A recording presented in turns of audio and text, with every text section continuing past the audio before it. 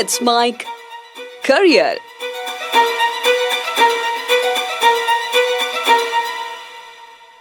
नमस्कार, let's make career में आपका स्वागत है। इस कार्यक्रम में हम डिस्कस कर रहे हैं आरपीएससी के दौरान राजस्थान में जो अलग अलग सरकारी नौकरियों की भर्ती परीक्षा आयोजित की जाती है, उसमें कुछ ऐसे महत्वपूर्ण टॉपिक जो हमारे एग्जाम के लिहाज से काफ़ी खास हो सकते हैं।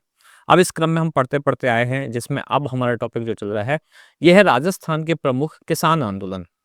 इसके पहले पार्ट में पहली श्रेणी में जो हमने देखा था वो था बिजौलिया किसान आंदोलन, जहां हमने ये भी जाना कि इस पूरे देश में और खास तौर से राजस्थान में किसान आंदोलन के कुछ कॉमन फैक्टर क्या क्या थे। ऐसे कुछ कॉमन रीजन वो हमने पिछली क्लास में समझे। बिजौलिया किसान आंदोलन भी हमने पढ़ा। अब इसमें अगला पड़ाव है जिसमें हम जानेंगे बेंगू किसान आंदोलन। आइए तो जानते हैं बेंगू किसान आंदोलन। ये भी मेवाड़ के ही क्षेत्र में है। यह आंदोलन होता है सन 1921 में। बिजौलिया में तो बहुत लंबा चला आंदोलन, 3 चरणों में चला। पहले 1897 से लेकर 1915 तक, फिर 1915 से 1923 तक, फिर 1923 से 1941 तक। बेंगू किसान आंदोलन इतना लंबा नहीं चला, कम है। इसका जो टाइम पीरियड है वो थोड़ा कम है। ये 1921 में चला आंदोलन। अब आइए देखते हैं कैसे कैसे आंदोलन चला और उसके कारण क्या रहे, साथ ही कौन कौन से प्रमुख व्यक्ति जिन्होंने इस आंदोलन में भाग लिया उनको जानते हैं। बिजौलिया किसान आंदोलन से ही प्रेरणा लेकर मेवाड़ के बेंगू के किसानों ने भी आंदोलन किया, यानी उन्होंने भी मना कर दिया कि हम भी अनावश्यक रूप से टैक्स नहीं देंगे, अनावश्यक रूप से जो लगान है वो भी नहीं देंगे, बेगार प्रथा नहीं करेंगे, यानी कि फ्री में काम नहीं करेंगे, और सामंतों के किए जा रहे जो जुल्म और अत्याचार हैं उनका भी अब हम विरोध करेंगे। यानी एक जगह चिंगारी जैसी भड़की और पूरी तरफ आग फैल गई। बिजौलिया ने उस चिंगारी का काम किया राजस्थान में किसान आंदोलन में। अब बेंगू में भी यही बात फैल गई। अब यहाँ रामनारायण चौधरी के नेतृत्व में, जिनका बिजौलिया किसान आंदोलन से भी जुड़ाव रहा, उनके नेतृत्व में 1921 ईस्वी में आंदोलन शुरू किया गया और बेंगू के किसान 1921 में ही मेनाल के भेरुकुंड नामक एक स्थान पर एकत्रित हुए, जिससे सामंती दमन चक्र एक चलता रहा। और 1923 में किसानों के जो प्रमुख थे रूपाजी और कृपाजी, इनके नाम ध्यान रखने हैं।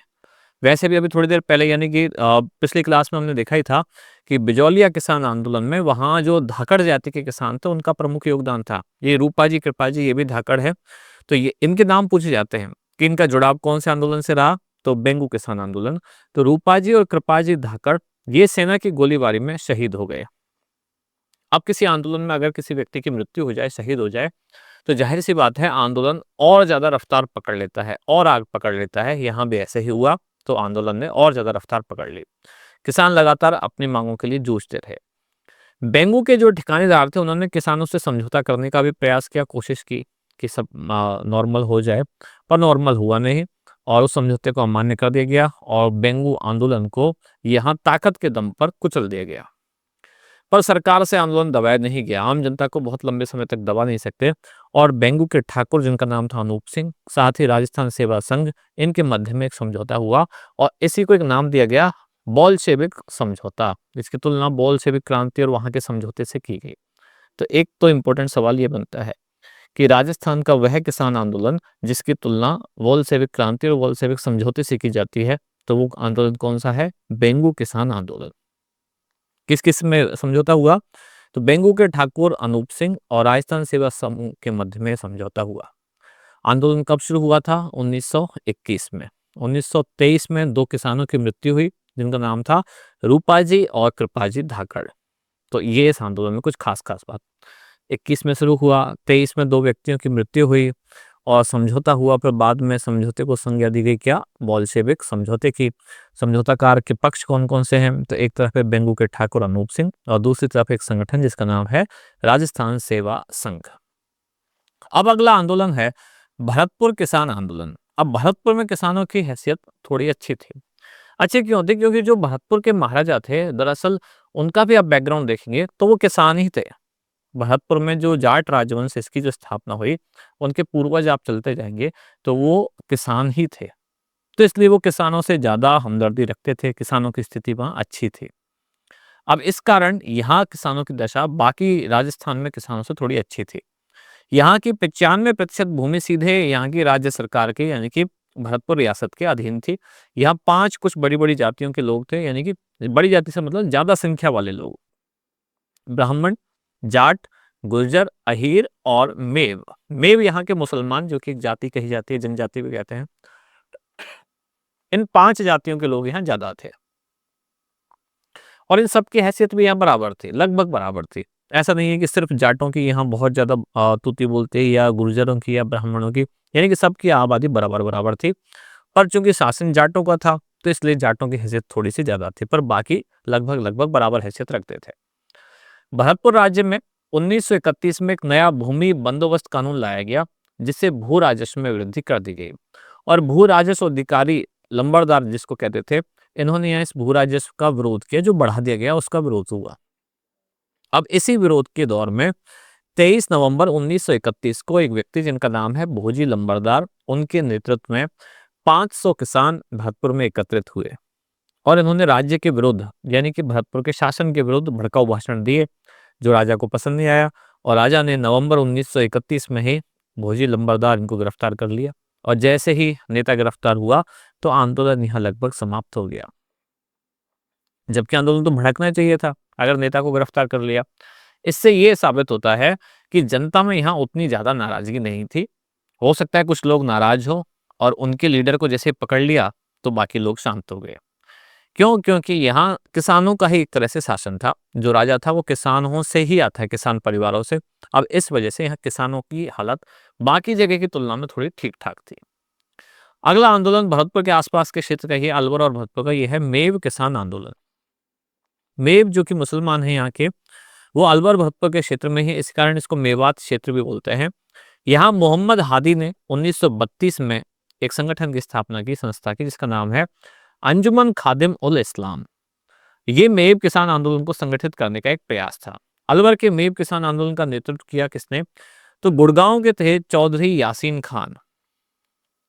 नाम में चौधरी भी है, मुसलमान भी है। बहुत सारे इस क्षेत्र के जो मुसलमान हैं वो पहले हिंदू धर्म से कन्वर्ट होके बने मुसलमान, तो उनके सरनेम में भी आप देखेंगे कहीं चौधरी वगैरह लिखे होते हैं। तो यहाँ गुड़गांव के चौधरी थे जिनका नाम है यासीन खान। इन्होंने इस अलवर किसान आंदोलन का नेतृत्व किया, जो मेव विद्रोह है। अब इसके नेतृत्व में किसानों ने खरीफ फसल का लगान देना बंद कर दिया। राज्य सरकार ने कोशिश की कि इनको संतुष्ट किया जाए। इसके लिए उन्होंने क्या किया, इनके एक प्रतिनिधि को राज्य काउंसिल में शामिल कर लिया। राज्य काउंसिल में एक मुस्लिम सदस्य बना दिया जिसका नाम था खान बहादुर काजी अजीजुद्दीन बिलग्रामी। इसको सम्मिलित कर लिया। लेकिन इसके सम्मिलित करने के बाद भी आंदोलन शांत नहीं हुआ, बल्कि और ज्यादा उग्र हो गया। और 1937 में बिलग्रामी के तहत मेव संकट की जांच हेतु एक विशेष समिति का गठन किया गया। अब इस समिति की रिपोर्ट आई और रिपोर्ट के आधार पर मेवों को भू राजस्व और अन्य करों में छूट दी गई। साथ ही इनकी जो सामाजिक धार्मिक समस्याएं थी इस क्षेत्र में, उनका भी समाधान कर दिया गया, क्योंकि इस क्षेत्र में मुसलमानों का और हिंदुओं का दोनों का ही बाहुल्य है। अब कुछ इनकी धार्मिक सामाजिक समस्याएं भी थी, कुछ इनकी किसानों की भी समस्याएं थी, टैक्स वाली, लगान वाली। तो इन सारी समस्याओं का समाधान कर दिया गया। 1937 में एक समिति बनी, किसके नेतृत्व में? बिलग्रामी के नेतृत्व में। तो ये हुआ मेव विद्रोह या मेव किसान आंदोलन। इसके बाद अगला आता है अलवर में ही किसान आंदोलन, जो हुआ, काफी फेमस है। फेमस कहना ठीक नहीं है, इसको कुख्यात कहा जाना ज्यादा सही है। ये जलियांवाला बाग हत्याकांड की तरह कुख्यात है, विख्यात नहीं, कुख्यात है। फेमस तो होता है विख्यात या प्रसिद्ध, ये उसका अपोजिट है। यानी कि बुरी चीज के लिए प्रसिद्ध होना, वो कहला जाता है कुख्यात। तो ये किस लिए कुख्यात है? ये नीमू चढ़ा एक हत्याकांड, नीमू चढ़ा एक जगह है अलवर जिले में। वहां किसानों का एक समूह इकट्ठा हुआ था, कुछ बातचीत की जा रही थी और उस पर फायरिंग कर दी गई और उसमें कई सारे किसानों को मौत के घाट उतार दिया गया। इस कारण इस हत्याकांड को जलियांवाला बाग से भी ज्यादा बर्बर कहा गया। अंग्रेजों ने, महात्मा गांधी ने ऐसा कहा, क्योंकि जलियांवाला बाग में तो फिर भी कुछ ना कुछ विरोध प्रदर्शन अंग्रेजों के खिलाफ था, कुछ ऐसी हलचल हो रही थी। यहाँ उससे भी ज्यादा बर्बर है, केवल किसान लोग थे और उनका अंग्रेजों से कुछ ऐसा चल नहीं रहा था, कोई झगड़ा भी नहीं चल रहा था, आपस में उनकी मीटिंग थी और उसमें ही अंग्रेजों ने गोलियां चलवा दी। अंग्रेजों की अगर आप बर्बरता देखेंगे इतिहास में जाके तो आपके रोंगटे खड़े हो जाएंगे। इतने क्रूर उन्होंने अत्याचार किए। वो केवल, उनको केवल मारना नहीं था, बल्कि मारने का तरीका भी उन्होंने ऐसा चुना कि एक व्यक्ति को ज्यादा से ज्यादा तड़पाया जा सके, ताकि एक को तड़पता हुआ देख के बाकी लोगों में डर बैठे कि अंग्रेजों के खिलाफ जाएंगे तो इस तरह की दर्दनाक मौत दी जाएगी। तो चाहे जलियांवाला हो, चाहे नीमू चढ़ा हो, या और कितने ही ऐसे छोटे मोटे जो छुपे छुपे स्थान हैं जहाँ कितने ही लोगों की जान गई, पर वो इतने न्यूज़ में नहीं आए। तब इतनी ज़्यादा न्यूज़ नहीं थे, हर व्यक्ति के हाथ में मोबाइल फ़ोन नहीं था। अगर ऐसा दौर होता, तब हमको देश के कोने-कोने से पता चलता कितने अत्याचार आम जनता ने सहन किए। अलवर रियासत में अब जानते हैं नीमू चढ़ा हत्याकांड और अलवर में किसान आंदोलन के बारे में। अलवर रियासत में जंगली सुअरों को अनाज खिलाकर पाला जाता था। अब ये जंगली सुअर किसानों की फसल को बर्बाद कर देते हैं। अब इनके मारने पर भी पाबंदी थी। इस क्षेत्र में सुअर जाता थे तो मारने पर भी पाबंदी थी। अब इसके लिए किसानों ने 1921 में एक आंदोलन शुरू किया और जब आंदोलन शुरू हुआ तो सरकार, यहाँ की स्थानीय जो सरकार है, यहाँ के जो राजा है, उनको झुकना पड़ा और उन्होंने किसानों को सुअरों को मारने की आज़ादी दे दी। 1923 और 1924 में अलवर के महाराजा जयसिंह, इन्होंने लगान की दरों को बढ़ा दिया और जब लगान की दर इन्होंने बढ़ा दी तो 14 मई 1925 को लगभग 800 किसान पहुंचे अलवर के नीमूचड़ा गांव में, जो कि यहाँ के महाराज के खिलाफ आंदोलन कर रहे थे कि लगान की दरें बढ़ा दी हैं। और उस सभा पर सैनिकों ने मशीन गनों से फायरिंग की और इसमें सैकड़ों लोग मारे गए और इस कारण महात्मा गांधी ने इस कांड को जलियांवाला बाग हत्याकांड से भी ज्यादा बीभत्स, ज्यादा भयंकर, ज्यादा दर्दनाक बताया। सरकार को लगान के बारे में किसानों के समक्ष झुकना पड़ा और तब जाकर यह आंदोलन समाप्त हुआ। यानी अभी तक हमने 3 आंदोलन पढ़े हैं। बिजौली आंदोलन तो हम पुरानी क्लास में पढ़ चुके हैं। इसके बाद आज हमने अभी तक 3 नहीं बल्कि 4 आंदोलन पढ़े हैं। पहला पड़ा बेंगू का किसान आंदोलन, जो कि 1921 में शुरू हुआ। 1923 में कृपाजी और रूपाजी धाकड़ की हत्या हो गई। बाद में समझौता हुआ बेंगू के ठाकुर अनूप सिंह और राजस्थान सेवा संघ के बीच में, जिसको बॉलशेविक समझौते की संज्ञा दी गई। फिर आया भरतपुर किसान आंदोलन। यहाँ के किसान इतने ज्यादा नाराज नहीं थे। क्यों नाराज नहीं थे? क्योंकि इनका ही एक प्रतिनिधि राजा था। भरतपुर के जो राजवंश रहे हैं वो भी पहले किसान थे। फिर भी यहाँ जब भू राजस्व की दरें बढ़ा दी गई तो यहाँ के भू राजस्व अधिकारी, जिनको लंबरदार कहा जाता था, उन्होंने विरोध शुरू किया। इनमें से एक थे भोजी लंबरदार, जिन्होंने 23 नवंबर 1931 को विरोध किया। इनके समर्थन में 500 किसान और बाकी लोग जमा हुए। राजा ने इनको पकड़ के जेल में डाल दिया। आंदोलन शांत हो गया। मेव किसान आंदोलन, ये भी भरतपुर और अलवर के क्षेत्र में हुआ। 1932 में एक संस्था का गठन किया गया है जिसका नाम था अंजुमन खादिम उल इस्लाम। कब हुआ गठन? 1932 में। जिसने किया उसका नाम है मोहम्मद हादी। ये भी मेव किसान आंदोलन को संगठित करने का प्रयास था। आंदोलन का नेतृत्व प्रदान किया चौधरी यासीन खान ने। अब यहाँ जब किसान थोड़े से उग्र होने लगे तो किसानों को शांत करने के लिए जो यहाँ की राज्य काउंसिल थी उसमें एक मुसलमानों के प्रतिनिधि को रख लिया जिसका नाम था खान बहादुर काजी अजीजुद्दीन बिलग्रामी। लेकिन आंदोलन शांत नहीं हुआ। फिर 1937 में ही बिलग्रामी के नेतृत्व में मेव संकट की जांच हेतु एक समिति का गठन किया गया और उसके आधार पर इनको भू राजस्व और अन्य करों में छूट दी गई और इनकी सामाजिक धार्मिक समस्याओं का समाधान कर लिया गया। फिर आया अलवर का नीमूचड़ा हत्याकांड। 1923-24 में यह हुआ। लगान की दरों को जब बढ़ा दिया गया, लगान की दरों को 23-24 में बढ़ाया गया और हत्याकांड हुआ 14 मई 1925 को। 800 किसान अलवर के नीमूचड़ा गांव में इकट्ठे हुए और यहाँ अंधाधुंध फायरिंग कर दी गई। महात्मा गांधी ने इसको जलियांवाला बाग हत्याकांड से भी ज्यादा बर्बर, ज्यादा बीभत्स करार दिया। अब अगला जो किसान आंदोलन है यह है बूंदी राज्य में किसान आंदोलन।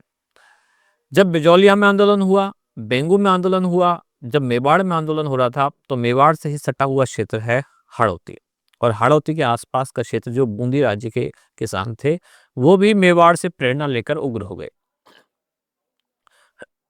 जब उनको जानकारी पहुंची कि बजौली के किसान आंदोलन कर रहे हैं, बेंगू के भी कर रहे हैं और कहीं ना कहीं किसी पॉइंट पर उन्होंने सरकार को झुका भी दिया है, तो बूंदी में भी आंदोलन शुरू हो गया। अप्रैल 1922 में बिजौलिया की सीमा से सटे हुए राज्य जिसका नाम है बूंदी, यहाँ इस राज्य के जो बरड़ क्षेत्र के किसान थे इन्होंने बूंदी प्रशासन के विरोध में एक आंदोलन कर दिया और इस आंदोलन का नेतृत्व किया था राजस्थान सेवा संघ के जो कार्यकर्ता थे नैनूराम। तो जो व्यक्ति हैं उनका नाम याद रखना है। नैनूराम के हाथ में आंदोलन था। जब शुरू हुआ 1922 में, यानी कि एक तरफ जब असहयोग आंदोलन खत्म हुआ था तभी अंग्रेजों ने बिजौलिया किसान आंदोलन से भी मुंह मोड़ लिया था, यानी कि उसमें जो शर्तें थी समझौते की उनसे वो पलट गए। तो उसी दौर में यहाँ बूंदी में भी आंदोलन शुरू हुआ। अब व्यक्ति का नाम याद रखना है। व्यक्ति का नाम है नैनूराम, जो कि राजस्थान सेवा संघ के कार्यकर्ता थे। बूंदी राज्य के इन किसानों पर जब अत्याचार प्रारंभ हुए तो राजस्थान सेवा संघ के माध्यम से बूंदी राज्य में चल रहे इस दमन चक्र की हर जगह निंदा होनी शुरू हुई। और 2 अप्रैल 1923 बूंदी में ही है एक डाबी गांव, बाद में बहुत सारे लोगों का ये सरनेम भी बन गया। आपको पता होगा बहुत सारे लोग सरनेम ऐसे रख, जैसे कि इंदौरी कोई बोल देता है तो इंदौर के रहने वाले रहे होंगे, ऐसे ही डाबी सरनेम में, डाबी एक गांव है बूंदी में, तो बाद में सरनेम बन गया। 2 अप्रैल 1923 को डाबी गांव में किसानों की एक सभा हुई और इस सभा में एकत्रित किसानों की भीड़ पर पुलिस ने लाठी प्रहार किया। अभी हम थोड़ी देर पहले देखा नीमू चढ़ा में तो गोलियां चला दी गई, और यहाँ गोलियां नहीं चलाई गई, लाठी प्रहार किया गया। और इस लाठी प्रहार के परिणाम स्वरूप नानक भील और देवलाल गुर्जर शहीद हो गए। जहां जहां शहीदों के नाम आते हैं आंदोलन से जुड़े हुए, वो व्यक्ति याद रखने हैं। जैसे अभी थोड़ी देर पहले हमने देखा रूपाजी और कृपाजी धाकड़, वो कहाँ बेंगू आंदोलन में। यहाँ 2 व्यक्तियों के नाम आए हैं, नानक भील और देवलाल गुर्जर। पूछा जा सकता है ये किस आंदोलन से संबंधित है, तो बूंदी के किसान आंदोलन से संबंध रहा नानक भील और देवलाल गुर्जर। बूंदी राज्य की इस घटना की चारों तरफ निंदा हुई कि अंग्रेजों ने या बाकी वहाँ के स्थानीय प्रशासकों ने किस तरह से लाठीचार्ज किया है और इसमें 2 लोगों की मृत्यु भी हो गई। बूंदी सरकार ने कुछ शिकायतों का निवारण करने की कोशिश की। इसके लिए उन्होंने क्या किया कि जो किसानों द्वारा दी जाने वाली टैक्स की दरें थी उसमें कुछ रियायत देने की कोशिश की। किसान आंदोलनकारी राज्य की ओर से दी गई इन रियायतों से पूर्णतः संतुष्ट नहीं थे। वो खुश तो नहीं थे जो जो उनको मिल रहा है, पर उनमें खुद में भी उस समय इतना ज्यादा सामर्थ्य नहीं था कि इनसे पंगा ले सकें, कि आंदोलन को और आगे बढ़ा सकें। तो टेम्परेरी वो इस समझौते को मानने की स्थिति में आ गए, कि संतुष्ट नहीं थे इन रियायतों से, पर आंदोलन को आगे चलाने की स्थिति में भी नहीं थे। अब उन्हें राजस्थान सेवा संघ से मार्गदर्शन मिलना हो गया बंद, और 1923 के अंत तक आंदोलन लगभग समाप्त हो गया। 1936 में एक बार फिर ये बरड़ क्षेत्र में आंदोलन का दौर चालू हुआ, और 5 अक्टूबर 1936 में हिंडौली में स्थित जो कि हुडेश्वर महादेव का मंदिर है, इसमें 90 गांवों के गुर्जर मीणा किसानों के 500 प्रतिनिधियों का एक सम्मेलन हुआ, और यहाँ उन्होंने एक मांग पत्र तैयार किया। तो यहाँ गांव का नाम याद रखना है, हिंडोली। जो जगह है हुडेश्वर महादेव मंदिर, 90 गांव आए यहाँ, जिसमें गुर्जर और मीणा किसानों के प्रतिनिधि थे। 500 से ज्यादा लोग आए, इनका एक सम्मेलन हुआ, इन्होंने मांग पत्र तैयार किया और ये मांग पत्र उन्होंने सरकार को भेजा। सरकार ने उनकी मांगों पर ध्यान नहीं दिया और किसानों ने राज्य के विरुद्ध आंदोलन छेड़ दिया। लंबे समय तक ये आंदोलन चला। लास्ट में सरकार ने इनको कुछ जो टैक्स है उनमें छूट प्रदान की, जैसे कि चराई कर में कुछ छूट प्रदान की, युद्ध की ऋण की वसूली के संबंध में कुछ छूट प्रदान की, और आंदोलन के समय जिन लोगों को गिरफ्तार किया गया था उनको अब छोड़ दिया गया। और इस तरह से ये आंदोलन जो बूंदी राज्य में शुरू हुआ वो हो गया समाप्त। यानी कि बूंदी राज्य में क्या क्या बड़ी बड़ी बातें एक बार हमको ध्यान रखनी है, कुछ मोटी मोटी बातें दोबारा से देख लेते हैं। कि जैसे ही बिजौलिया और बेंगू में आंदोलन शुरू हुआ था, तो बूंदी भी उससे प्रभावित हुआ। अप्रैल 1922 में बिजौलिया और बूंदी के बाद अब यहाँ शुरू हो गया, बिजौलिया और बेंगू के बाद बूंदी में शुरू हो गया।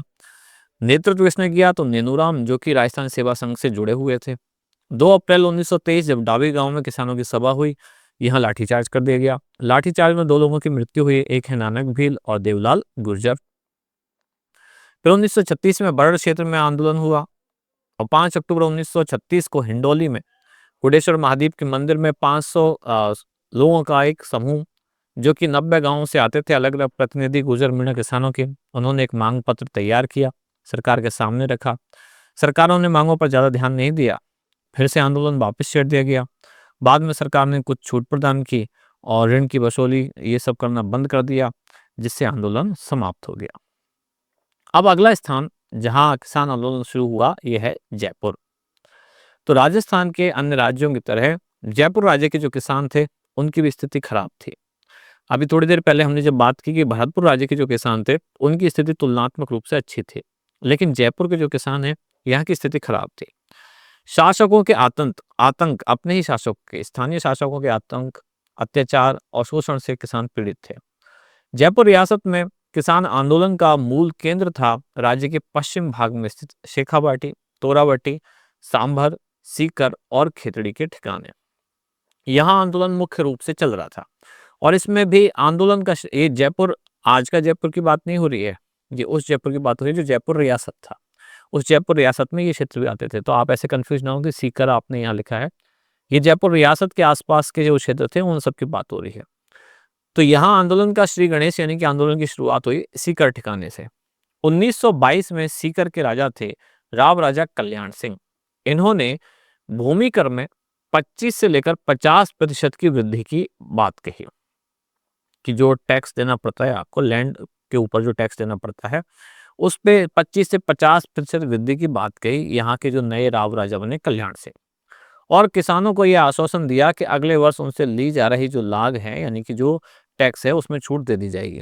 लेकिन राजा ने अपने वचन का पालन नहीं किया।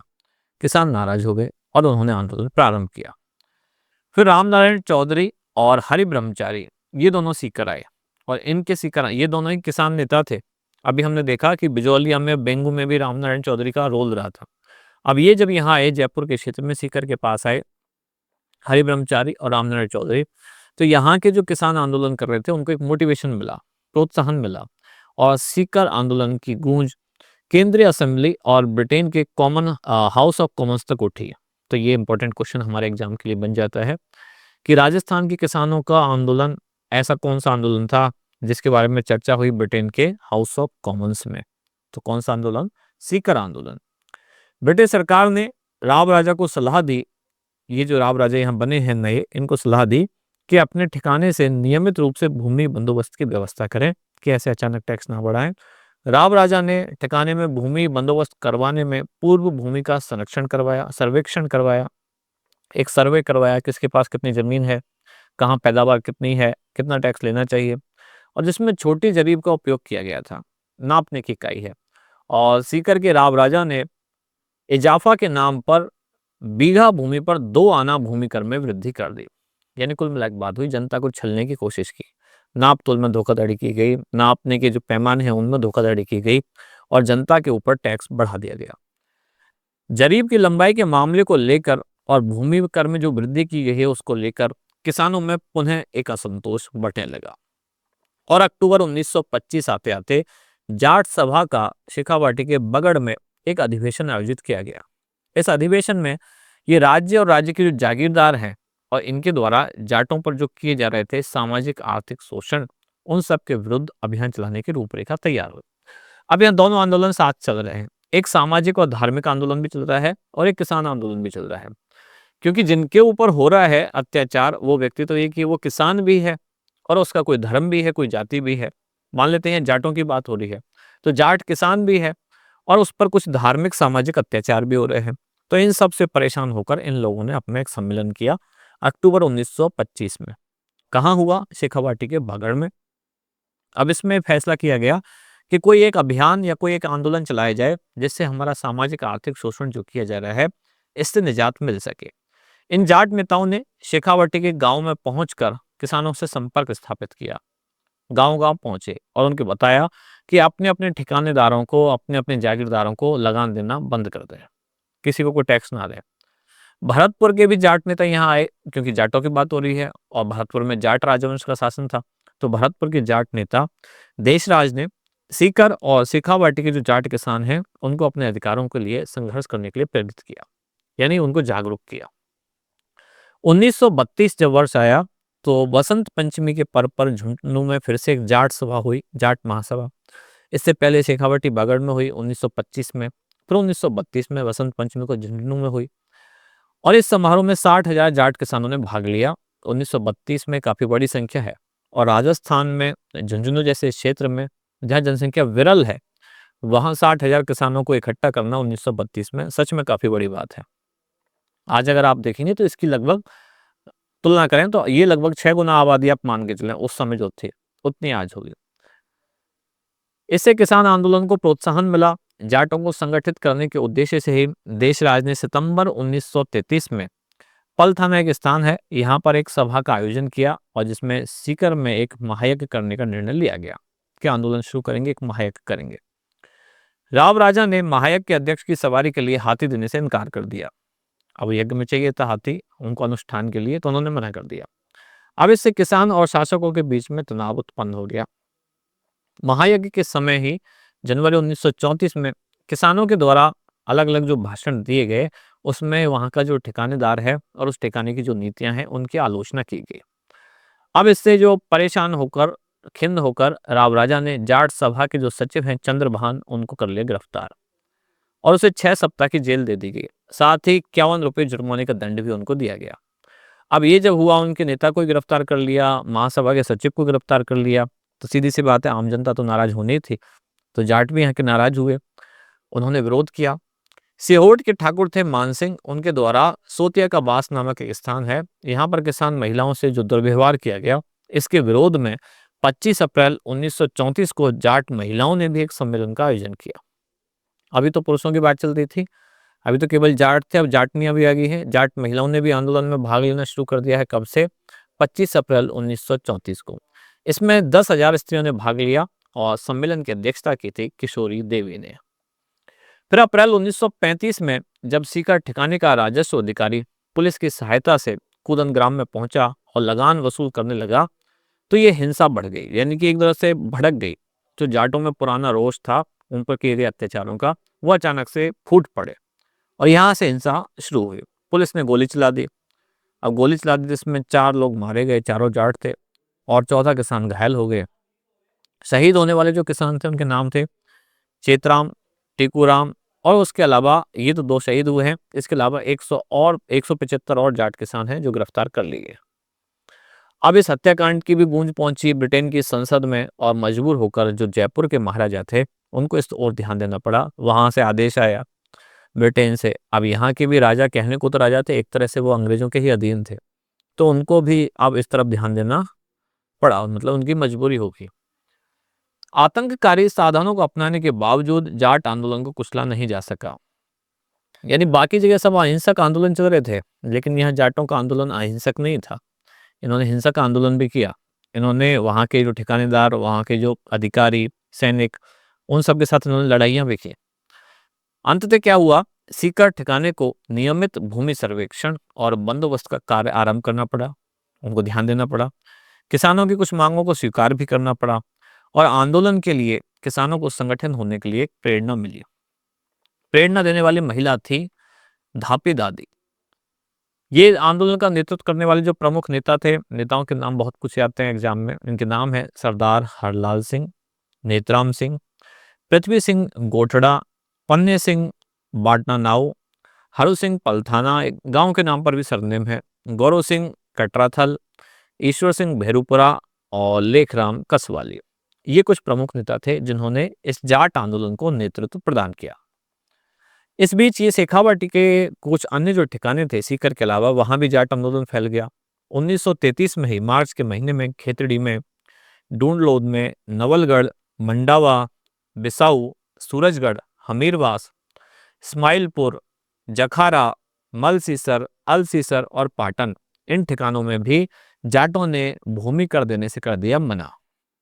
और 16 मई 1934 को हमीरवास के ठाकुर कल्याण सिंह ने, यहाँ के आदमियों ने हनुमानपुरा ग्राम के जो किसान हैं, जाट किसान जो थे, उनके घरों को आग लगा दी। अब आग लगा दी तो इसमें 33 घर जल गए। अब इस तरह से क्या हुआ, आंदोलन और ज्यादा उग्र हो गया। ऐसे ही डूंडलोद के जो ठाकुर थे, जयसिंहपुरा गांव के किसानों को आतंकित किया उन्होंने। उसके भाई थे हरनाथ सिंह, इन्होंने सशस्त्र व्यक्तियों के साथ किसानों पर लाठियों तलवारों से वार किया। कई जो किसान नेता थे वो इसमें घायल हो गए।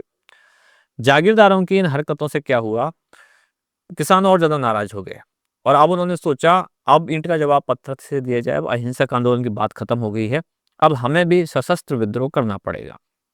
शेखावाटी जाट किसान पंचायत की तरफ से 9 अक्टूबर 1934 को जयपुर महाराजा को एक मांग पत्र भेजा गया और कहा गया कि जागीरदारों के जो आतंक है उनसे उन्हें मुक्त कराएं, जो आम किसानों के घरों में उनको जला जला के मार रहे हैं। शेखावाटी के नाजिब ने भी अपनी रिपोर्ट राज्य सरकार को प्रेषित की और इसमें किसानों की शिकायतों की पुष्टि की और समाधान का सुझाव भी दिया। और अंततः 1936 में कुछ ठिकाने जो है उन्होंने भूमि सर्वेक्षण, भूमि बंदोबस्त की प्रक्रिया अपनाई, जिससे शेखावाटी और सीकर के कुछ क्षेत्रों में शांति हुई, यानी वापस से सब नॉर्मल हुआ। शेखावाटी और सीकर के जो दीर्घकालीन संघर्ष का अंत पूरी तरह से हुआ था मार्च 1947 में, जब जयपुर में हीरालाल शास्त्री के नेतृत्व में एक तरह से अब लोकतांत्रिक सरकार का दौर आ गया। इस सरकार के गठन होने की बात हो गई। राजस्व मंत्री बने टीकाराम पालीवाल। इन्होंने गैर खालसा भूमि में भूमि बंदोबस्त करवाने की व्यवस्था की और इस तरह से शेखावाटी और सीकर का जो किसान आंदोलन है वो पूरी तरह से समाप्त हुआ। यानी कि कल हमने शुरुआत की थी बिजौलिया किसान आंदोलन से और आज हमने अलग अलग क्षेत्रों के कुछ महत्वपूर्ण आंदोलन पढ़े। कौन कौन से आंदोलन पढ़े, एक बार उनका हम नाम देख लेते हैं। बिजौलिया के बाद आज प्रमुख आंदोलन जो हमने देखा ये था बेंगू किसान आंदोलन, उसके बाद भरतपुर किसान आंदोलन, तीसरा मेव किसान विद्रोह, इसके बाद अलवर में है नीमू चढ़ा हत्याकांड, फिर बूंदी का किसान आंदोलन और बूंदी किसान आंदोलन के बाद आज अंत में हमने देखा जयपुर राज्य में किसान आंदोलन। अब इसी कड़ी में जो अगला किसान आंदोलन है वो है मारवाड़ क्षेत्र का किसान आंदोलन। तो मारवाड़ किसान आंदोलन अब ये पढ़ेंगे अगले पार्ट में। अगर ये जानकारी आपके काम की है, आपको पसंद आती है तो कमेंट्स में हमें जरूर बताएं। इसी तरह की अन्य जानकारियों के लिए जुड़े रहिए लेट्स माइक के साथ। धन्यवाद। आप सुन रहे थे let's mic more than radio. Follow कीजिए हमें हमारे सोशल मीडिया प्लेटफॉर्म्स पर। It's time for news. It's time for more than radio. Presenting the first radio news app, Let's Mic. Let's Mic, a news-based app on your phone where you get to watch and listen news, talk shows, interviews, radio show podcasts. On Let's Mic, you get all relevant information of TV, print, radio, podcast, and digital. Let's Mic talks about every segment of life.